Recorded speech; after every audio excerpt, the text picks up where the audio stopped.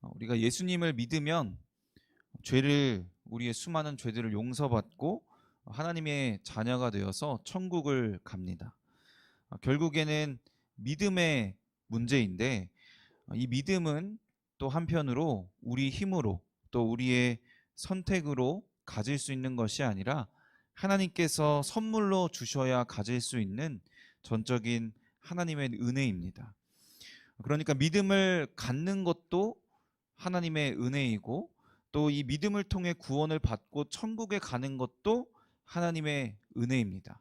그래서 우리가 전적인 하나님의 은혜라고 할 때 하나님으로부터 오는 것이기에 전적인 하나님의 은혜이기도 하지만, 모든 과정들이 다 하나님의 선물이기 때문에 하나님의 은혜라고, 또한 전적인 하나님의 은혜라고 말하기도 합니다.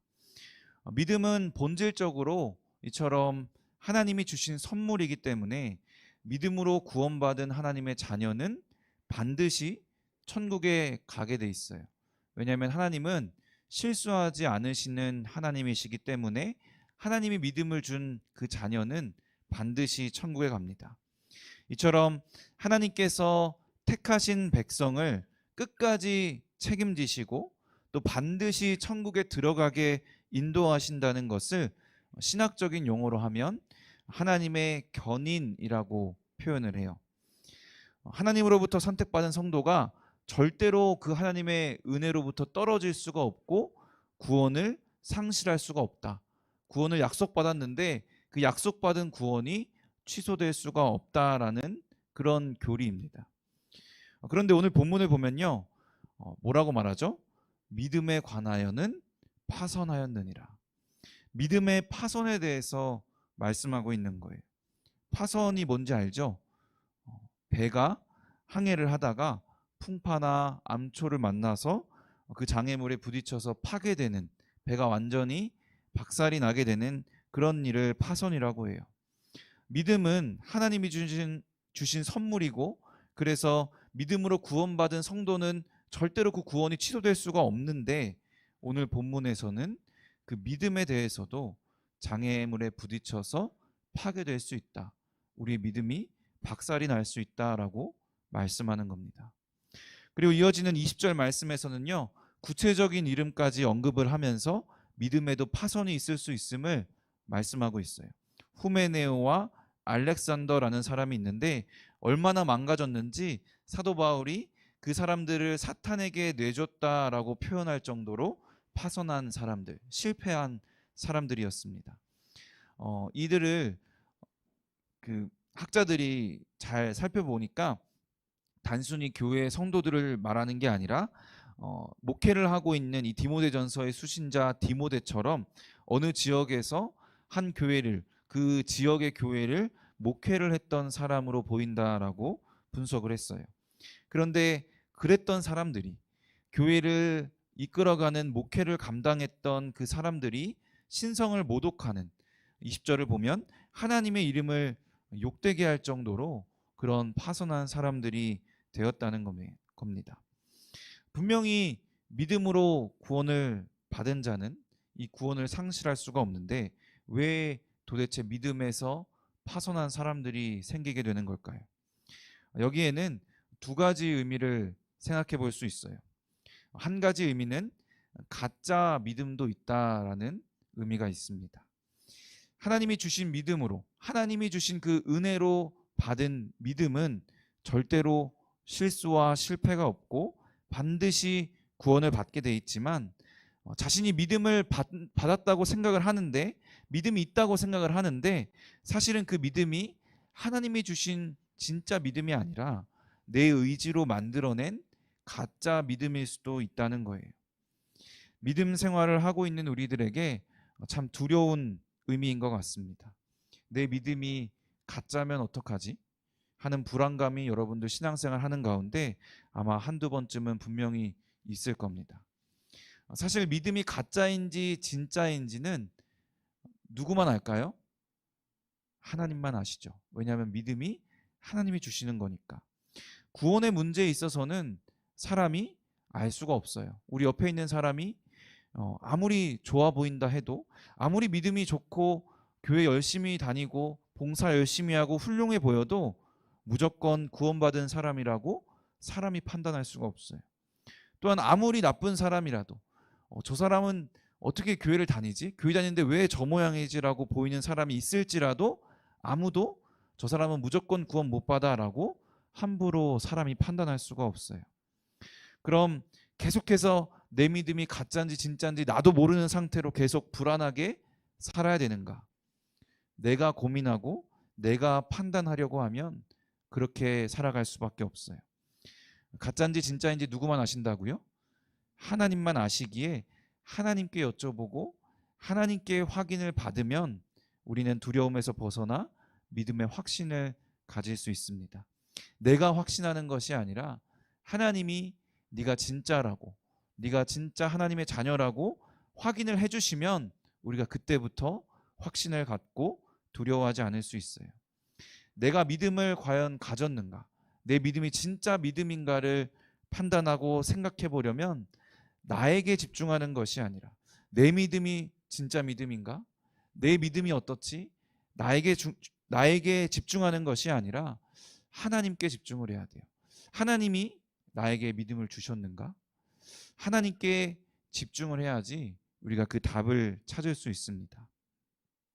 믿음의 파선을 주의하라는 이 말씀의 또 한 가지 의미는 하나님께서 믿음의 반응을 요구하신다라는 의미입니다. 구원은 절대로 상실할 수 없어요. 그것은 변하지 않는 진리인데 때로는 우리가 구원을 받은 자녀지만 하나님께서 요구하시는 믿음의 반응을 못하게 될 수가 있어요. 하나님을 바라보지 못하고 하나님의 말씀에 순종하지 못하고 내 마음대로 살면서 방황할 때가 분명히 있습니다. 또 믿음이 있는지 없는지 내가 헷갈리고 잠시 교회를 떠나고 하나님을 잊고 살아갈 때가 있을 수도 있어요. 이런 모습이 하나님의 요구, 하나님이 주신 그 믿음의 반응, 그것에 실패하는 믿음에 파손하는 모습이라고 할 수 있습니다. 저는 여러분들의 믿음이 비록 지금 아주 작고 연약할 수는 있어도 가짜 믿음이 아니라 하나님이 주신 진짜 믿음이라 믿고 또 그렇게 믿고 싶습니다.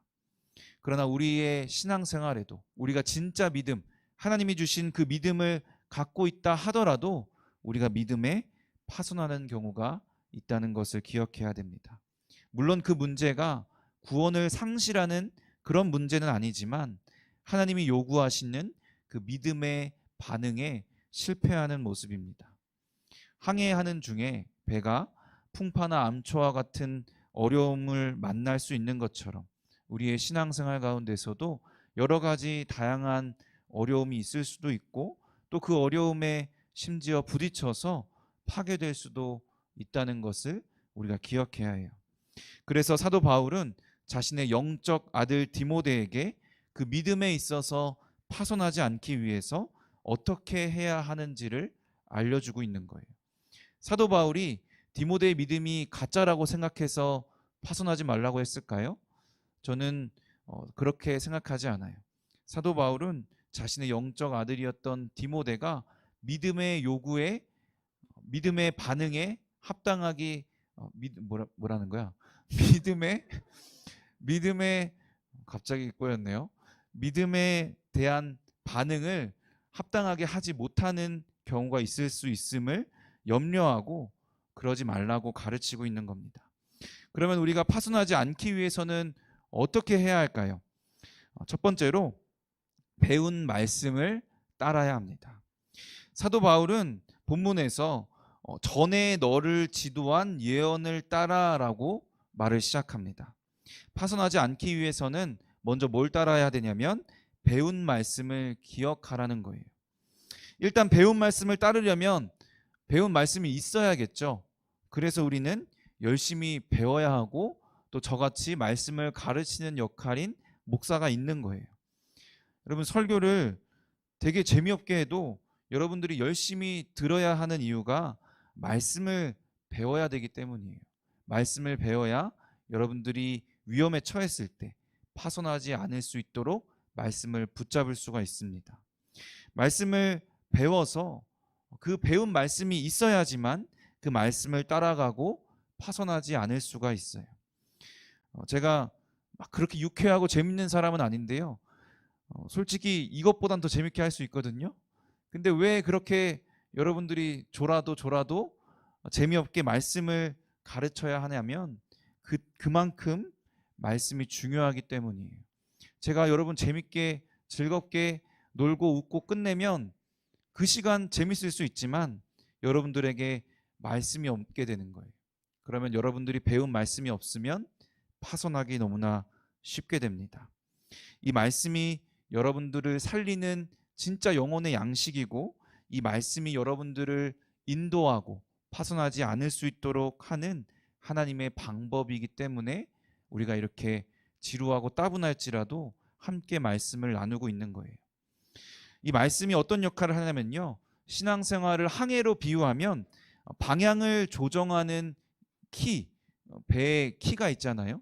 그 키의 역할을 한다고 보시면 돼요. 말씀을 통해서 우리가 믿어야 하는 하나님이 어떤 분이신지를 알려주시고, 또 이 말씀을 통해서 우리가 그 하나님을 어떻게 믿어야 되는지, 또 우리가 그 믿는다면 어떻게 살아야 하는지를 이 말씀에서 다 알려주고 있어요.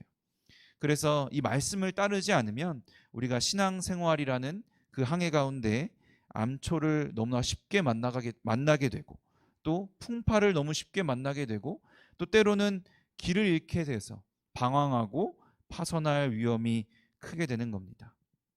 그래서 우리 신앙생활의 실패는 결국에 말씀의 실패에 있다고도 할 수 있어요. 그래서 사도 바울은 디모데에게 가장 먼저 배운 말씀을 따르라, 그 말씀을 붙잡으라고 권면합니다. 우리가 파손하지 않기 위해서 해야 하는 것 두 번째는 선한 싸움을 싸워야 해요. 사도 바울은 이어지는 말씀에서 뭐라고 하냐면, 말씀을 따라 그 말씀으로, 그것으로 선한 싸움을 싸우라라고 말씀합니다. 말씀을 따라야 하는데 우리는 또한 그 말씀을 따라서 말씀으로 싸워야 합니다. 믿음의 여정, 우리의 신앙생활은 결국에 싸움이라는 것을 알 수 있어요. 사도 바울도 이제 나중에 자신이 죽기 직전에 유언과 같은 글을 디모데에게 썼는데, 그 디모데 후서에서 디모데에게 자기의 삶을 돌아보면서 선한 싸움을 싸웠다라고 고백합니다. 물론 선한 싸움이기는 하지만 싸움은 싸움이잖아요, 그죠? 그래서 우리의 신앙생활은 즐겁기만 하고 재밌기만 한 것은 아니에요. 그럼 도대체 무엇과 어떻게 싸워야 되는 건가? 그냥 막 무작정 싸울 수는 없잖아요. 우리가 싸워야 할 선한 싸움이 무엇인지 우리가 먼저 말씀을 통해서 잘 알아야 돼요. 우리가 싸울 선한 싸움은 세 종류로 구분할 수 있어요. 첫 번째는 하나님과 싸우는 것입니다. 감히 어떻게 우리가 하나님과 싸우냐라고 생각할 수 있는데, 성경을 보면요, 하나님과 정면으로 맞대응해서 맞서 싸운 사람이 등장합니다. 누구죠? 야곱입니다. 하나님과 감히 싸울 뿐만 아니라 그 결과가 어떻게 되죠? 심지어 싸워서 이겼대요. 우리는 그 야곱과 하나님의 싸움에서 어떻게 하나님과 싸우며 살아가야 하는지를 알 수 있어요. 창세기 32장 말씀 같이 볼까요? 32장 24절부터 26절까지 말씀입니다. 야곱은 홀로 남았더니 어떤 사람이 날이 새도록 야곱과 씨름하다가 자기가 야곱을 이기지 못함을 보고 그가 야곱의 허벅지 관절을 치매 야곱의 허벅지 관절이 그 사람과 씨름할 때에 어긋났더라. 그가 이르되 날이 새려하니 나로 가게 하라. 야곱이 이르되 당신이 내게 축복하지 아니하면 가게 하지 아니하겠나이다. 하나님과 야곱의 싸움을 묘사하는 장면인데, 야곱이 어떻게 하고 있냐면 날이 새도록 이 하나님을 가지 못하시도록 붙잡고 있는 거예요. 하나님이 질리셨나 봐요. 그래서 이제 나 좀 가게 좀 내버려 둬라 라고 요청을 하는데, 야곱이 뭐라고 하냐면 당신이 내게 축복하지 않으시면 절대 안 놓겠다고, 안 놔준다고 말하고 있어요. 하나님과 싸우는 방법이 이렇습니다. 하나님이 내게 응답하실 때까지, 하나님이 내게 축복하실 때까지, 하나님이 내게 나와 함께 하실 때까지, 내게 은혜를 주실 때까지 하나님을 끝까지 붙잡고 매달리는 것이 하나님과 싸우는 방법이에요. 그 결과가 어떻게 됐냐? 32장 28절 말씀입니다. 그가 이르되 내 이름을 다시는 야곱이라 부를 것이 아니요 이스라엘이라 부를 것이니 이는 내가 하나님과 및 사람들과 겨루어 이겼음이니라. 하나님의 복을 간절히 구하고 하나님께 매달려서 붙잡으니까 야곱이 하나님을 이기게 된 거예요. 여러분, 이스라엘 백성이라고 하잖아요. 이때부터 이스라엘 백성이란 말이 생기는데 그 이스라엘이라는 뜻을 아세요? 하나님과 겨루어 이겼다라는 뜻이에요. 우리가 이스라엘 백성, 하나님의 자녀가 된다는 것은 무엇이냐면 하나님과 겨루어 이길 수 있다라는 거예요. 여러분, 근데 진짜 우리가 싸워서 이길 수 있을까요? 그럴 리가 없겠죠. 하나님을 이길 수 있다는 게 아니라 정확히 말하면 하나님이 져주신다는 거예요. 간절히 하나님께 매달리고 하나님이 주시는 복과 은혜를 사모하고 절대로 하나님을 놓지 않을 때 하나님은 우리에게 져주신다는 거예요. 아버지와 아들이 팔씨름을 하면 누가 이기죠? 안 해봤나요? 초등학교 때 정도 막 남자 아이들은 막 과시하고 싶잖아요. 그래서 좀 어느 정도 힘이 붙었다 싶으면 누구부터 찾아가면 아빠부터 찾아가요. 내가 아빠보다 센지 안 센지 안 해봤어요? 나만 그래요? 근데 누가 이겨요?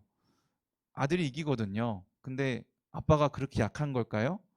진짜 아빠가 그렇게 약하면 내가 눈물을 흘려야겠지. 아버지가 이렇게 약해지셨구나. 아버지가 그 아들을 너무 사랑해서 져주시는 거예요. 그것과 같이 하나님께서 우리를 너무나 사랑하시기 때문에 우리에게 져주셔서 은혜를 허락하십니다. 그래서 사실 하나님과의 싸움이 제일 쉬운 싸움이에요. 왜냐하면 그냥 무조건 어린아이와 같이 무조건 하나님께 매달리고 하나님께 제발 달라고 하나님께 항복하고 하나님께 뗐을 때 우리는 그 하나님의 사랑으로 인해서 하나님의 은혜로 인해서 그 선한 싸움을 이길 수 있습니다. 또 무엇과 싸워야 되냐면 사람과 싸우는 것입니다. 사람은 사회적인 동물이라고 하죠.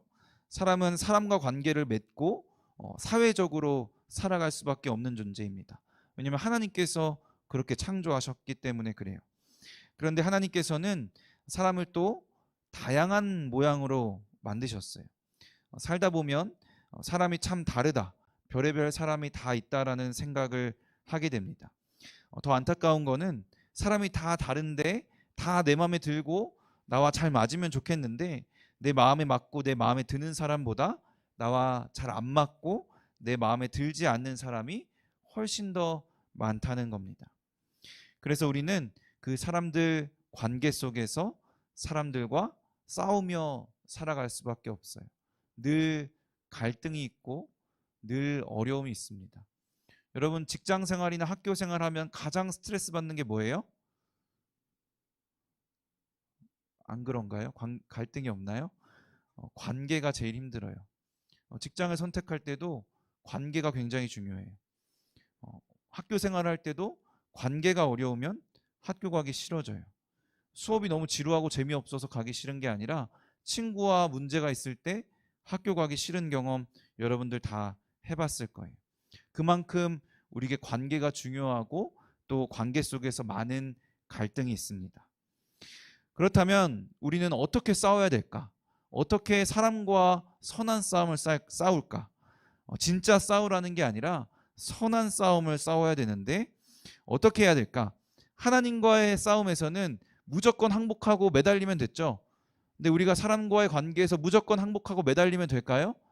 아니에요. 사람과의 싸움은 방법이 다릅니다. 사람과의 싸움에서는 인내해야 됩니다. 사람과의 관계에서 우리가 선한 싸움을 싸워 이길 수 있는 유일한 방법은 인내밖에 없어요. 잘 안 맞죠? 그 상대방을 고치려고 하는 것이 아니라 내가 참는 수밖에 없어요. 참지 않으면 관계가 깨지고 틀어지고 결국에 죄밖에 안 남습니다. 그래서 우리가 그 선한 싸움을 이길 수 있는 유일한 방법은 그냥 무조건 참고 받아주는 수밖에 없어요. 하나님과의 싸움은 무조건 항복하고 매달리고 사람과 싸움은 무조건 참고 인내하는 것입니다. 그런데 이걸 다른 말로 하면 결국 뭐냐면 사랑이에요. 하나님을 사랑한다는 것은 결국에 하나님께 무조건 항복하고 하나님께 매달리는 것. 마치 어린아이가 엄마와 아빠를 바라고 매달리는 것처럼 우리가 하나님을 사랑한다는 것은 하나님께 매달리는 거예요. 그리고 우리가 이웃을 사랑한다는 것은 그렇게 매달리라는 것이 아니라 무조건 참고 인내하라는 거예요. 서로의 다름을 인정하고 받아들이고 참고 또 참아서 하나님의 사랑 안에서 하나 되는 것이 바로 이웃을 사랑하는 겁니다. 우리가 파손하지 않기 위해서는, 우리가 이 믿음 생활 가운데 파손하지 않기 위해서는 선한 싸움을 싸워야 되는데 결국에 그 선한 싸움을 승리하게 하는 비결은 사랑에 있음을 깨닫게 됩니다. 또 세 번째 싸움이 있어요. 여기서 끝나면 그나마 좋은데 마지막 싸움이 하나 더 남았습니다. 바로 나 자신과 싸우는 싸움입니다. 이 싸움이 가장 난이도가 높은 어려운 싸움이라고 할 수 있어요. 하나님과 싸우는 것보다, 우리의 옆에 다른 사람과 싸우는 것보다 훨씬 어려운 게 뭐냐면 바로 나 자신과 내 안에 있는 죄와 싸우는 그 싸움이 가장 어려워요. 그만큼 우리의 죄가 깊고 크고 또 힘이 세기 때문입니다. 초대교회 이후에 가장 유명한 그 교회의 지도자였던 초대교부 어거스틴은 고백록을 통해서 자신의 신앙을 고백하면서 뭐라고 했냐면 나는 나에게 문제가 있다라는 말을 남겼어요. 무슨 말이냐면 나의 문제가 밖에 있는 것도 아니고 또 나의 문제들이 다른 사람에게 있는 것도 아니고 나에게 있는 모든 문제는 바로 나 자체라는 거예요. 나의 문제는 나에게 있다는 거예요. 나의 죄가 내 신앙생활에 있어서 가장 치열하게 싸워야 하는 문제의 덩어리입니다. 하나님과의 싸움은 항복해서 매달리고 사람과의 싸움은 무조건 참고 인내하면 되는데 나 자신과의 싸움은 아무리 나에게 항복하고 나에게 매달려봐도 안 되고 아무리 나에 대해서 인자해지고 인내하고 참고 또 참아도 해결이 안 돼요. 그래서 사도 바울은 본문 19절에서 이렇게 말합니다. 믿음과 착한 양심을 가지라. 어떤 이들은 이 양심을 버렸고 그 믿음에 관하여는 파선하였느니라. 나 자신과의 싸움을 이기기 위해서는 믿음과 착한 양심을 가져야 된대요. 우리가 믿음의 파선을 막기 위해서 나 자신과 선한 싸움을 해야 되는데 그 방법이 또 믿음이라는 거예요. 믿음의 파선을 막아야 되는데 그 믿음의 파선을 막는 방법이 또 믿음이래요. 믿음을 가져야 믿음의 파선을 막을 수 있대요. 너무 당연한 말을 하고 있는 것 같잖아요. 그죠? 너무 당연한 말처럼 들리고 이상하게 들릴 수 있는데 그 뜻이 뭐냐면 결국에는 하나님을 의지하라는 거예요. 여러분 처음 시작할 때 믿음이 어디로부터 온다고 그랬죠? 내가 믿음을 가질 수 있어요? 내 힘으로 얻을 수 있나요? 믿음은 하나님이 주시는 선물이에요. 우리가 이 믿음의 파선을 막기 위해서는 오직 하나님이 주시는 선물, 하나님이 주시는 그 은혜를 붙잡고 나 자신과 싸워야 된다는 겁니다. 내 힘으로는, 여러분 우리의 힘으로는 절대로 죄를 이길 수가 없어요. 물론 사람마다 연약한 부분이 달라요. 어떤 사람은 돈의 유혹에 약할 수 있고 어떤 사람은 교만의 유혹에 약할 수 있고 어떤 사람은 성적인 유혹에 약할 수 있고 어떤 사람은 나 자신이 우상이 되는 그런 우상 숭배의 유혹에 약할 수도 있고 어떤 사람은 먹는 거에 약할 수도 있고 어떤 사람은 시간에 약할 수도 있고 다양한 약함이 있어요. 그러나 분명한 것은 어떤 약함이든지 나에게 죄가 있다면 그 죄는 내 힘으로 절대 이길 수 없다는 겁니다. 잠깐은 죄를 피할 수 있고 또 죄를 이긴 것 같이 잠깐 보일 수도 있지만 내 힘으로 죄에 맞서면 결국에는 궁극적으로는 그 죄에 질 수밖에 없어요. 우리의 존재 자체가 타락한 죄인이기 때문에 그렇습니다. 그래서 나 자신과 선한 싸움을 싸우려면 오직 믿음을 의지하고 오직 하나님을 의지하고 싸워야 됩니다.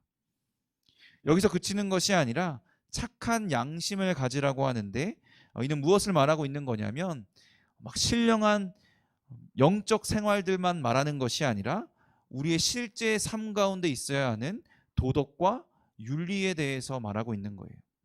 신앙생활은요, 우리의 실제 실생활과 무관하지 않아요. 그리고 우리의 실생활 가운데 있어야 되는 도덕과 윤리와 무관하지 않습니다.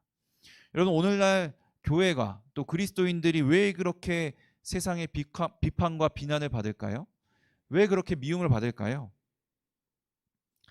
우리의 너무나 거룩한, 너무나 신령한 십자가의 능력을 사모하는 그런 모습 때문에 미움을 받나요? 그렇지 않죠. 우리의 그런 모습, 거룩한 모습, 복음의 본질 때문에 우리가 박해를 받고 미움을 받는다면 그것은 오히려 기쁘고 유익한 일인데, 안타깝게도 세상보다 못한 도덕과 윤리 때문에 우리 교회가 또 그리스도인들이 욕을 먹고 비판과 비난의 대상이 되는 것 같아요. 나 자신과 선한 싸움을 싸우기 위해서는 우리가 정말 착한 사람인지, 이 세상 가운데 착한 양심을 가지고 있는가도 또한 돌아봐야 합니다.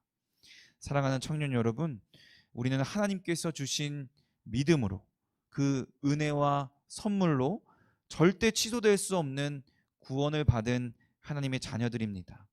그렇기에 우리에게는 마땅히 그 믿음에 대한 반응이 있어야 됩니다.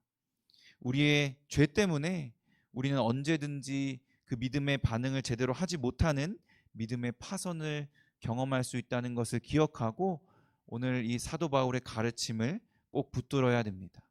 믿음의 여정 가운데서, 우리가 천국으로 가는 그 길 가운데서 장애물에 부딪히고 또 파괴되고 방향을 잃고 헤매고 방황하지 않을 수 있도록 늘 배운 말씀을 붙들고 가시기를 바랍니다.